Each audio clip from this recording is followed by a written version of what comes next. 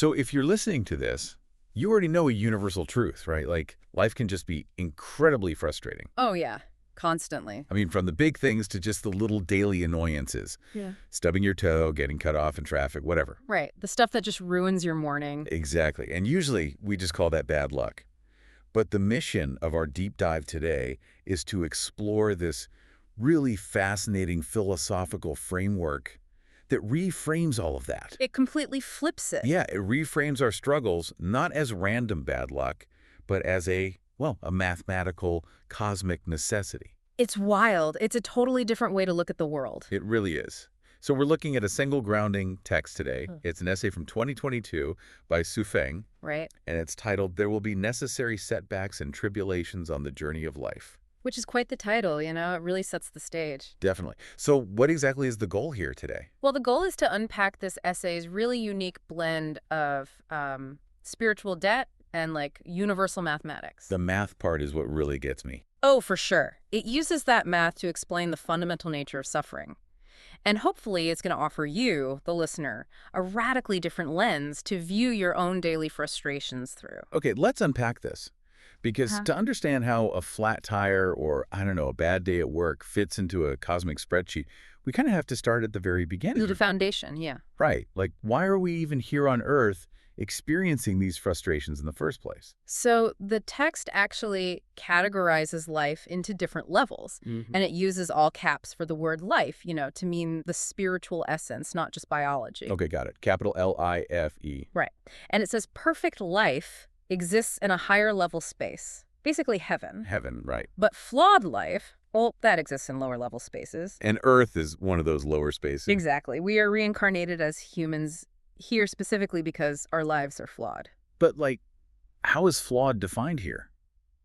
Because it doesn't mean you're just a bad person, right? No, not at all. It's very specific. In this framework, being flawed explicitly means you have debts. Debts, like financial debts. What spiritual debts, earthly debts, heavenly debts, it doesn't matter. You owe something. And those debts must be repaid. Huh. There's an underlying rule governing all of this. The text states that the law of the universe is that the combination of positive and negative energies has to be zero. It has to be zero. So it's an accounting thing. Exactly. It's cosmic bookkeeping. It's like being born with this cosmic student loan. That's a great way to put it. Or like, I don't know, an inherited credit card debt that you didn't even sign up for, but you're stuck paying the minimums. Yeah, and the text actually notes that when people reach their 60s or 70s or 80s and they look back on their lives, they often just sigh. They sigh and have regrets. Right. The text claims that 8 or 9 out of 10 things in life are unsatisfactory. Wait. 8 or 9 out of 10. Yeah, 80 to 90%. I have to push back on that a bit. I mean, is it really true that life is that miserable? Or is this just some psychological trick? What do you mean? Like a mechanism to lower our expectations. You know, if I tell you everything is going to be terrible, you won't be constantly disappointed when things actually go wrong. I see what you're saying, but if we connect this to the bigger picture, it's not actually about pessimism at all. It's not. No, it's just about accepting the sheer mechanics of reincarnation. Okay, mechanics. Walk me through that. Well, paying off debt returns you to heaven. That's the goal. Failing to pay keeps you human. So you just reboot and try again. Right. But owing more debt-like, if you rack up more negative balance while you're here, that sends you to an even lower space. Okay, so that leads perfectly into my next question. If our main job is just to pay off this cosmic debt, why is it so incredibly difficult? I mean, if we know we have to pay it, why do we constantly mess up? This leads right into the text's view on human nature. It does. The text asserts that the human life structure is born with something called the function of selfishness. The function of selfishness, like it's built in. Exactly. It says if we weren't selfish, we would just live in heaven forever. So it's a defining trait of being down here. Yep. Because of this innate selfishness, paying debts voluntarily is incredibly hard. We want to hoard. We want to be comfortable. Right. Nobody wants to suffer or give things away. Precisely. So, Tao, the natural order of the universe, has to intentionally arrange setbacks and tribulations. Oh, to force the repayment. Exactly, to force the balance back to zero. It's funny, in software, there's always that joke. Is this a bug or a feature? Oh, Like, is this selfishness a bug in the human code that got left in by mistake? Or is it a feature designed to make the game of life challenging? Well, based on the text, it's absolutely a feature. It's what keeps the whole system operating. But it has serious consequences. Serious consequences. Yeah, the text gives this really striking example of what happens when a person owes a massive debt, like a debt they cannot possibly repay conventionally in one lifetime. The pig example. Yes. The pig example. I read this part, and it is intense. It's very visceral. The text explicitly describes the process. If your debt is that huge, you are reincarnated as a pig. A literal pig on a farm. The literal pig. And the text says, you are doing this to dedicate your blood, your meat, your bones, and your fur.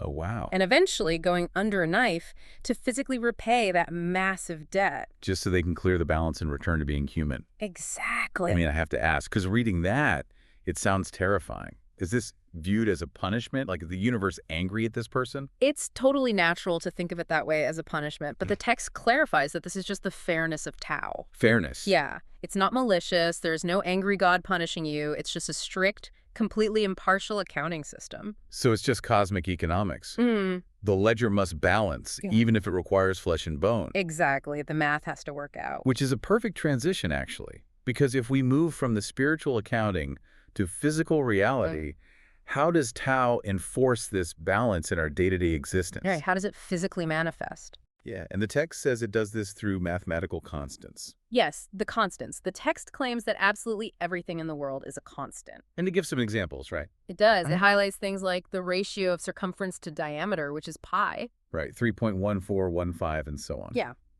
And the text points out that pi is fixed, whether you are looking at something as tiny as the eye of a needle or as massive as the entire Milky Way. The math doesn't change. Exactly. It also uses water on Earth as an example. Oh, right. Like the total volume of water. Yep. Whether there's a massive flood in one area or a terrible drought in another, the absolute total amount of water on the planet is a constant. It's a closed system. Exactly. And this leads to what I think is the text's wildest claim. Here's where it gets really interesting. It really does. The text claims that the total amount of food a person eats in their life is a constant. Wait. So a predetermined, mathematically fixed amount of food. Yes. A strict allotment. And the text says if you consume your entire lifetime food allotment by, say, age 30, Then what? you will starve and die. At 30, just because you ate too much. Because you hit your constant. But conversely, it says if you live really frugally and you never waste a single grain of rice, Okay. even if you were destined to die at 70, your death can actually be delayed because your food constant hasn't been met yet. I mean, I have to jump in here. Wait, so if I sit down and eat 5 pizzas today, I'm literally shortening my lifespan. According to this text, yes. Are we sure we're supposed to read this literally?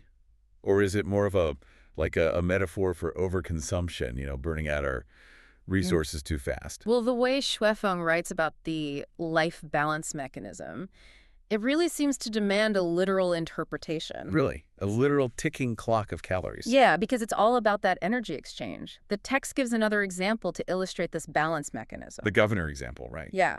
Imagine a corrupt governor who embezzles 200 million yuan. Okay. So he's taking way more positive energy or resources than he's supposed to. Exactly. So to maintain the constant, to force that zero balance, Tao steps in to ensure fairness. How does it do that? Well, it could happen publicly. He might be arrested, executed, and have all his property confiscated. Okay, that makes sense. Standard justice system stuff. Right. But what if he gets away with it legally? The text says Tao still balances the equation. So he doesn't actually escape. Never. He might face a terminal illness, or be driven to suicide, or just live day and night in total paranoia without any peace. So the mental torment of paranoia has the exact same mathematical weight as a prison sentence or an execution. Exactly. It's all just negative energy balancing the books. Man, that is bleak. Which brings me to my next thought. Okay. If everything is a mathematically fixed constant, and suffering or tribulation is just this unavoidable automated mechanism to pay off our debts, Right. how is the listener supposed to live their life without falling into total despair? I mean, it sounds like we're just trapped in a cosmic debt collection agency. It does sound like that, yeah. But the text actually addresses this. It uses nature to explain the rhythm of suffering, so it doesn't feel so personal. Okay. Like what? Well, it points out things like flowers bloom, but they also wither. Okay. Tides rise, and then they fall. And there is only one full moon a month, which makes the waning of the moon a regular, totally natural phenomenon. So it's about accepting the cycles. You don't get mad at the moon for getting smaller. Exactly. You don't cry because the moon is waning, you expect it. And because of this, the text advises that in the face of tribulation, we should maintain a calm and even joyful mind. A joyful mind. Agreed. Okay, I have to stop you there. It's super easy to say that on paper, but when you're living it, when your car breaks down on the highway in the rain or your boss screams at you for no reason, feeling joy is a really tall order. Oh, it's incredibly difficult. It goes against all our instincts. Right. We're hardwired to be upset. But the reason it says you should feel joy is because that tribulation means you are actively repaying your debt. Like you're actively shrinking the loan. Exactly. Yeah. You are getting closer to zero. Okay, but is there any way to pay it off without the car breaking down? Like a mitigation strategy? Actually, there is. The text offers a specific strategy. Thank goodness. Yeah. It says, while frustrations are absolutely inevitable, they can be reduced to a bearable level. Oh. The best way to alleviate setbacks is to generate merits. Generate merits. And how do we do that? The only way, according to the text, is to give and dedicate selflessly. Okay, so it's like an accelerated payment plan on a mortgage. Oh, that's a perfect analogy. Right, like instead of waiting for the universe to hit you with the interest, which is the forced suffering, you voluntarily pay down the principal. Yes. You intentionally give up your own positive energy or comfort to others. So you suffer less over time because you're voluntarily paying the debt yourself. Exactly. And the text highlights this one brief but incredibly potent line that really brings it all home. What's the line? It says, if someone makes you unhappy, and that is also a tribulation. If someone makes you unhappy, and that is also a tribulation. Yeah. Wow. So what does this all mean if we look at the big picture here? Well, it means we have to reevaluate our interactions. Right. Like, life setbacks aren't just random cruelty. According to Feng, they're this highly structured, mathematically precise mechanism designed to clear our cosmic debts. And it's all driven by the fairness of Tao. It's all math. It is. Yeah. And honestly, it leaves us with a really final, provocative thought. I think the listener should really mull this over. Let's hear it. Well, it builds entirely on the text's closing premise, but takes it a step further. Okay. If every annoyance is a tribulation, right? Right. And enduring tribulations is the only way to pay off the cosmic debt that's keeping us from heaven. Yeah. Does that mean the people who irritate you the most, like the coworker who steals your ideas or the person who cuts you off in traffic, are actually your greatest spiritual benefactors? Wait, really? The people we hate the most are our benefactors. Think about it. If we truly adopted this framework, wouldn't our worst enemies become the very people we owe the most gratitude? Because they're the ones helping us pay down the debt. Exactly. They are the friction we need to balance the ledger. Man, that completely rewires how you look at a bad day. I mean, the person ruining your morning is actually doing you a huge cosmic favor. It's a tough pill to swallow, but that's the math. Well, we're going to leave you to ponder that perspective. Try thanking the next person who cuts you off in traffic. Thank you so much for joining us on this deep dive, and we'll catch you next time.